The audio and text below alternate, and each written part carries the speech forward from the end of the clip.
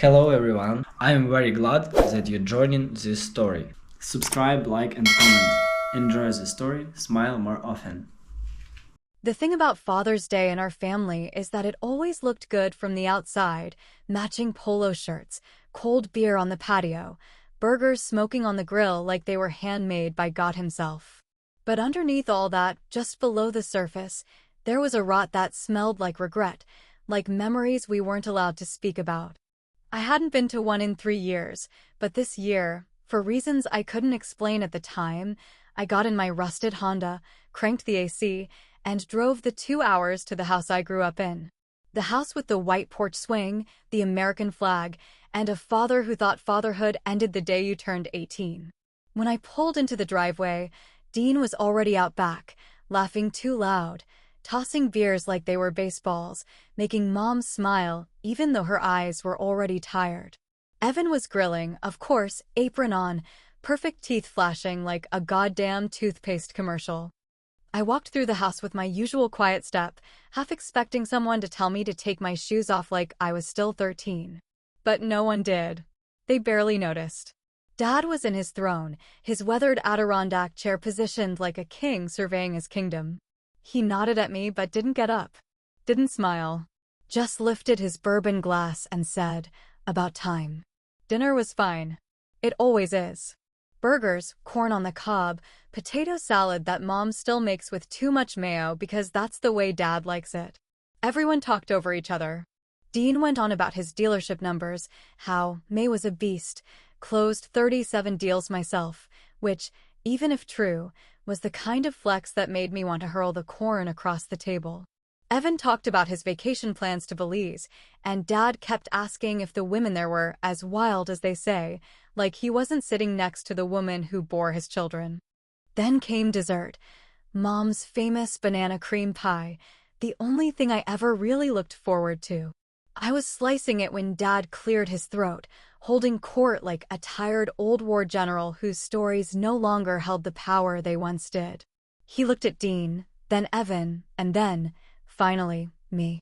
"You boys remember when Jake tried out for football?" he said, that crooked smile already curling, the one he always got before letting the knife slip between your ribs. He caught the ball right in the gut. Dropped it, fell over, started crying like someone shot him. Was 12 years old, bawling like a little girl. Coach looked at me like, "This one's not built for it." I just shrugged and said, "You're telling me." The laughter wasn't cruel at first. It was light, familiar. Like this was just one of those remember when family stories that we all take turns being the butt of. But then he added, "That's when I knew. This one," he pointed right at me with his fork, like he was highlighting a specimen, "was always gonna be the disappointment." They all laughed harder at that. Even Mom chuckled, though she looked down at her lap when she did it. Dean slapped the table like it was a comedy show. Evan damn near choked on his beer. I smiled. I kept smiling as I slid a slice of pie onto Dad's plate. I smiled as I handed out the dessert like it was communion, like I wasn't bleeding behind my eyes.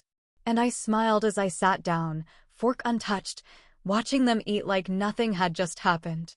Like that line hadn't been rehearsed, practiced, sharpened for the perfect moment to land the punch.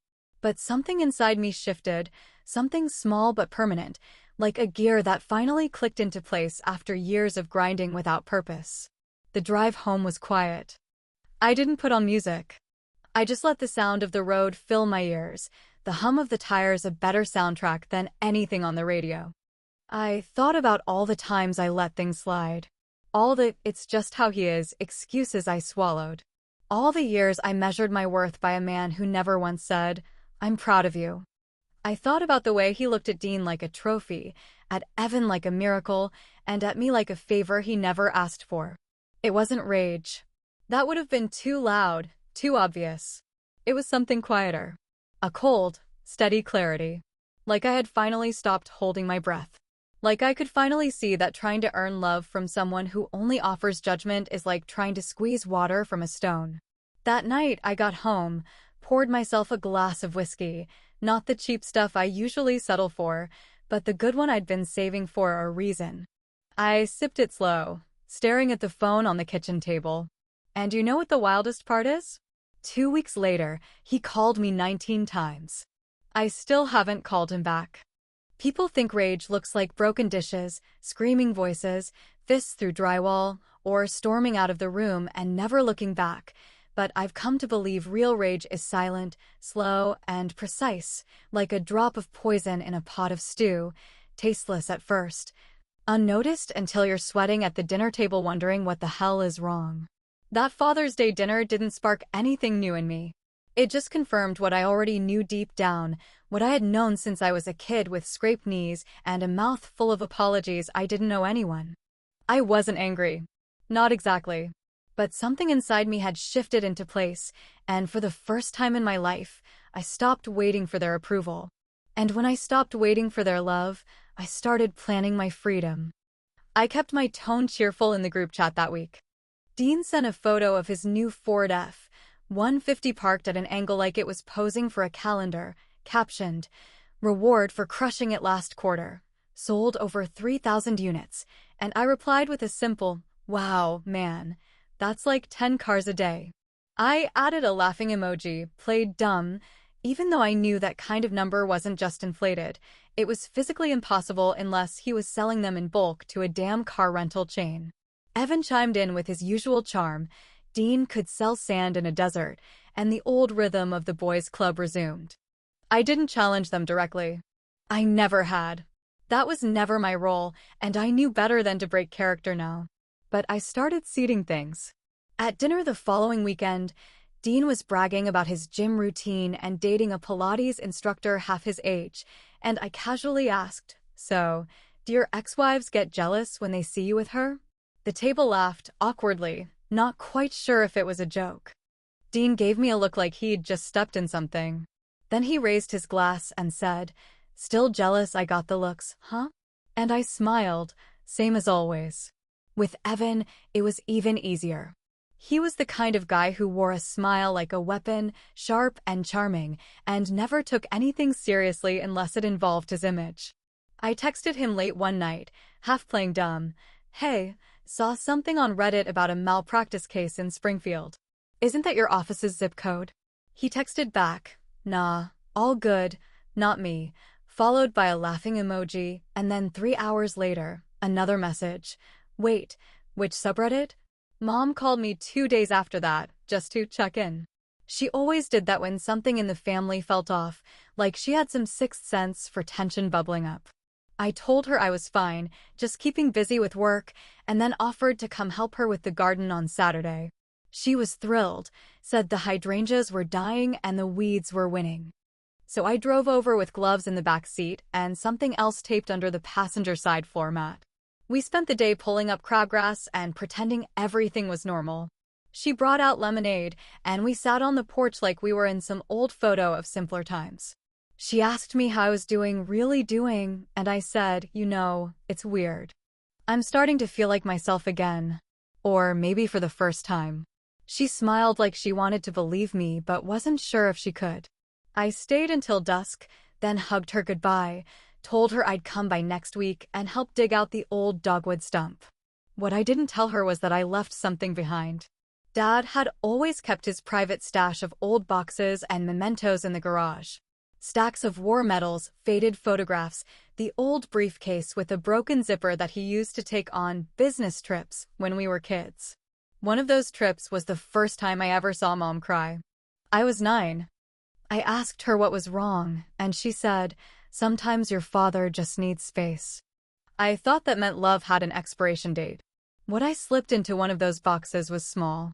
Just a manila envelope with a name typed neatly across the top, Emily.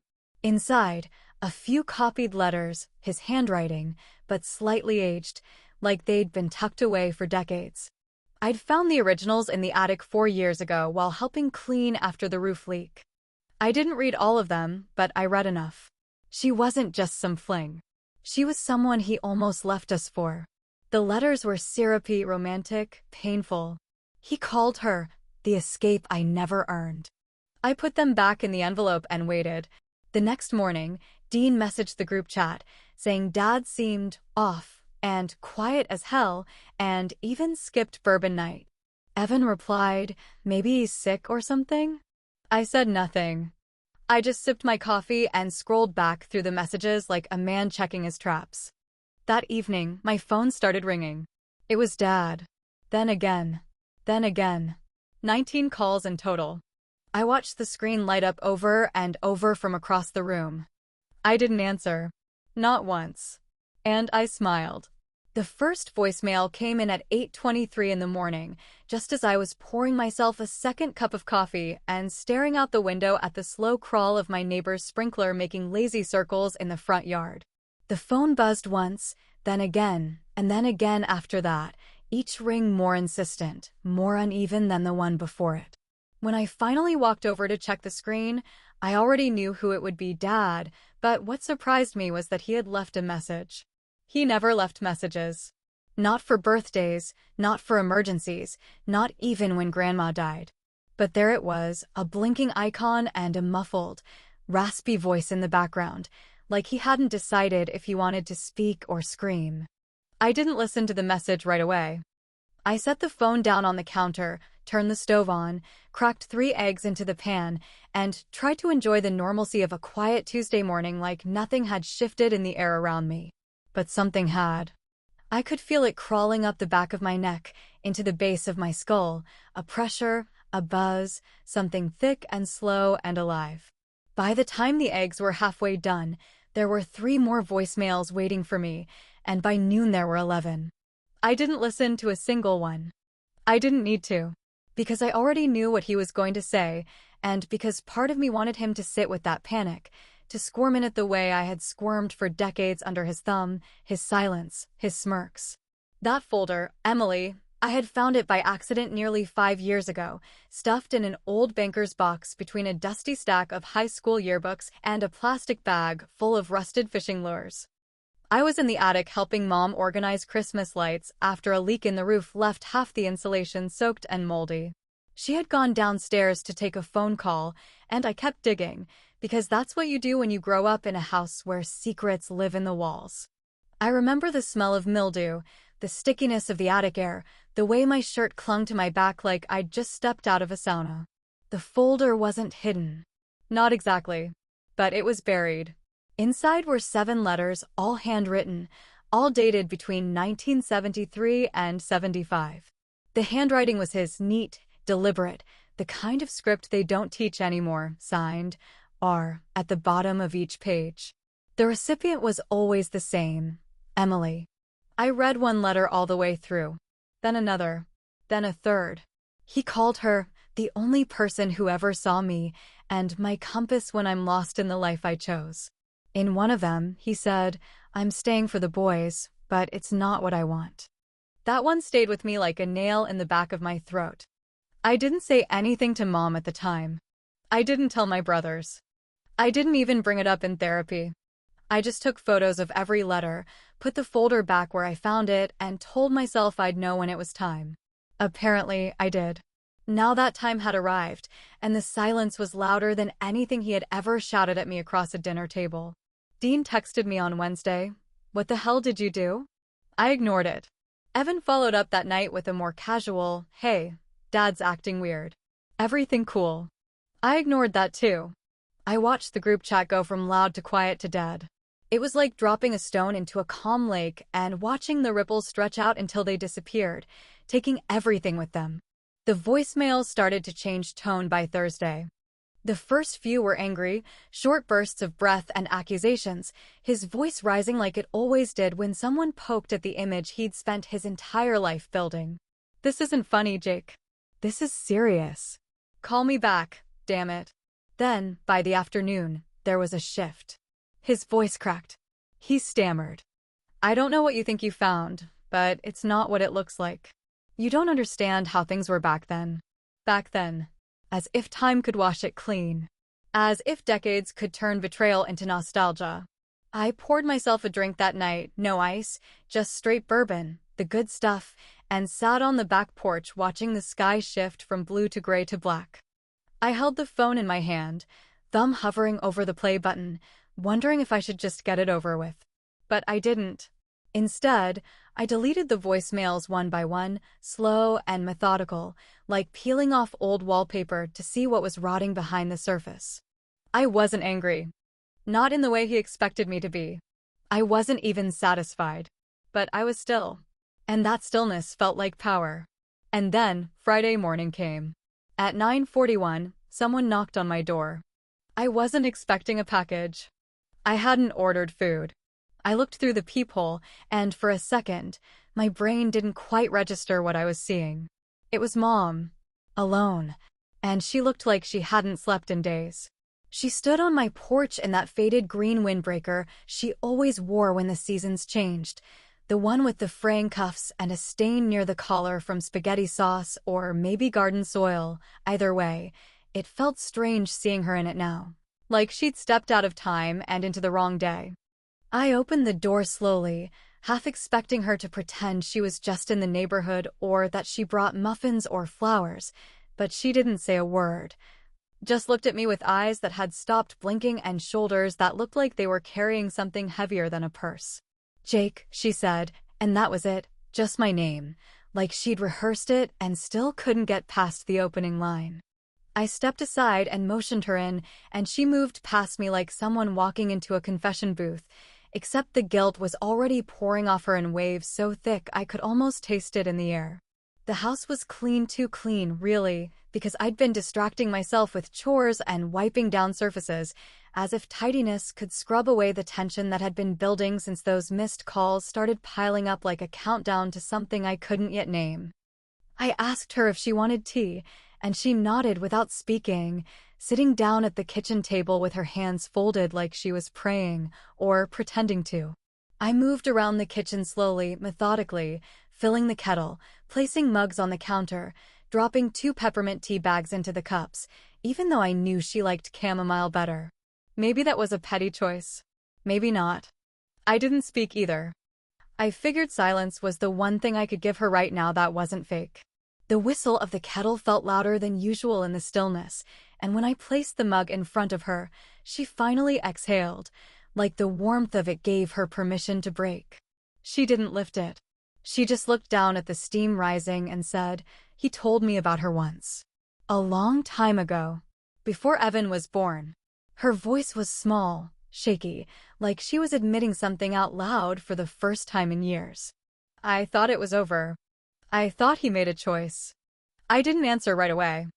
I just sat across from her, let the words hang in the air between us like smoke in a locked room. She kept going, talking more to the table than to me. He said he'd end it. He said he was staying for the family, that we were what mattered. And I believed him. I had to. We had you. Then Dean. Then Evan. I thought we were enough to fix it. I wanted to ask her if she ever felt like second place, like a backup plan, like the wife he settled for while dreaming of someone else.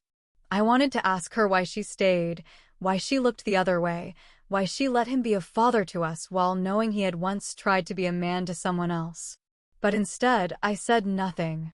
I sipped my tea and watched her break, watched the careful mask of motherhood dissolve into something raw and frightening. She looked up at me, eyes damp but not yet spilling. "Jake," she whispered, "please tell me you didn't do anything cruel." I smiled, not because it was funny, but because it was the only thing I had left. "Mom," I said quietly, "you don't have to worry about me. I'm not cruel." And she flinched, not at the words, but at the calm behind them, the way I said them like someone reciting a recipe. She saw it, the thing inside me that was no longer content with survival, that had stopped playing the role of the overlooked son and had stepped into something colder, more exact. "I just stopped pretending," I added. "That's all." She reached across the table then, grabbed my hand like she was trying to hold onto a version of me that might still be soft enough to turn back. "Please, Jake. Whatever this is, whatever you're doing, don't burn everything down. Not like this. You're better than him." I looked at her hand, at the creases in her skin, at the gold band on her finger that had long since lost its shine, and I didn't pull away, but I didn't squeeze back either. I took a deep breath and said, "He never let it go, Mom." Every time he looked at me, I saw it, the regret, the disappointment. "You think he stayed for us, but I think he stayed because he was too much of a coward to leave. And every single day after that, he reminded me, without saying it, that I was the price he paid for a life he never wanted. Her lips trembled then, and I saw the fear take hold, not because she was scared of me, but because for the first time in her life, she didn't know which one of us she should be protecting. I leaned back in my chair and added, "Don't worry. I haven't done anything yet. But if he's calling, that means he's afraid. And for once in my life, I'm not the one who should be scared." She stayed a while longer, but the conversation didn't go anywhere else. I offered her more tea. She declined. I offered to walk her to the car. She refused. When she finally left, she didn't hug me. She didn't say, "I love you." She just looked at me like she wanted to rewind the last 24 hours and pretend none of this had ever happened. But she couldn't. None of us could. That Sunday, the secret came out. I didn't even have to say a word. The morning air was thick with that heavy, late summer humidity that sticks to your skin like regret, the kind that clings to the inside of your collar and makes everything feel just a little bit too close. I arrived at the brunch 5 minutes early, which was never my style but felt appropriate this time, like showing up to the reading of a will or a slow-burning funeral that no one had prepared themselves to attend. The house was buzzing with that fake energy people were like perfume before something breaks, smiles too wide, voices too high, plates clinking too often. Mom had set the table like it was Easter, her attempt to glue together the pieces with warm muffins and polished silverware. Dean was already 3 mimosas in, fake laughing through a story I'd heard 6 times in the past 2 months, something about a client backing their truck into the dealership sign. Evan sat beside him, nodding along and checking his phone like he wasn't really there. I walked in and nodded once, said nothing, and took my seat at the far end of the table, the spot I always ended up in, the one closest to the hallway, where you could leave early without disrupting the family flow. I didn't say anything to anyone, and they didn't ask me to. Then the door opened, and the room fell into an eerie silence that no one had planned, but everyone had expected. He walked in looking smaller than I'd ever seen him, pale, thinner somehow, the usual firm set of his jaw replaced with a kind of quiet desperation that made the skin around his mouth sag in a way I'd never noticed before. He looked like a man who had not slept, who had cried when no one was watching, who had stared into a version of himself he didn't recognize and couldn't fix. He walked straight to the head of the table and looked around once before sitting down. He didn't greet anyone. He didn't raise his glass. He didn't even look at Mom. His eyes finally landed on me, and I watched him search my face like there might be a hidden key in my expression, something that could unlock the mess around him and reset the clock. But I gave him nothing. I didn't blink. I didn't flinch. I didn't even smile. Mom tried to speak first, but her voice cracked halfway through a sentence about the eggs, and everyone pretended not to notice. The silence that followed was full of the kind of tension that makes people itch behind their eyes, the kind that makes forks scrape louder and chairs shift nervously without anyone knowing why. Dean cleared his throat and asked Dad if he was feeling okay. Evan made some half-hearted joke about how Dad must have finally partied too hard, but no one laughed. Not even Dean. That's when Dad's hands started to shake, just barely, just enough for me to notice the coffee ripple in his cup. He looked at me again and opened his mouth, but the words came out like broken glass, shattered and sharp and impossible to hold without bleeding. "You've destroyed this family." It wasn't loud, but it was heavy, like a weight dropped in the center of the table that cracked the surface just enough for everything to tilt. Dean looked at me, confused. Evan looked at Mom. Mom looked at her lap. And I looked straight at him and said, "No." I just stopped pretending. The silence that followed was longer than it should have been, long enough for the eggs to go cold and the air to turn stale. I stood up slowly, adjusted my jacket, and looked around the table like it might be the last time I'd ever see them all in one room. And it probably was. I didn't say goodbye. I didn't apologize. I didn't explain. I just walked out, each step feeling lighter than the one before, like I was shedding the weight of 42 years with every inch. The sunlight hit me as I stepped outside, and for a moment I thought I might feel something like relief or even sadness. But there was nothing. Just the kind of quiet that you don't notice until it replaces the noise you were born into. I got into my car, started the engine, and drove without thinking about where I was going. I ended up at a park 20 minutes away, the kind with old benches and peeling paint on the swing sets and trees that bend just enough to whisper when the wind picks up. I sat down, pulled my phone from my pocket, and stared at the screen. It was still there. Dad, 19 missed calls. I clicked on the voicemail tab and finally let myself listen to the last one. His voice was tired, more human than I'd ever heard it before, like a man who realized too late that the walls he built had turned into a tomb. Jake, I messed up. I shouldn't have said that. Please call me back. I don't want this to be how we end. There was a pause, long and ragged. Then a whisper. I don't want this to be how we end. I stared at the phone for a long time after the message ended. I didn't delete it. I didn't save it.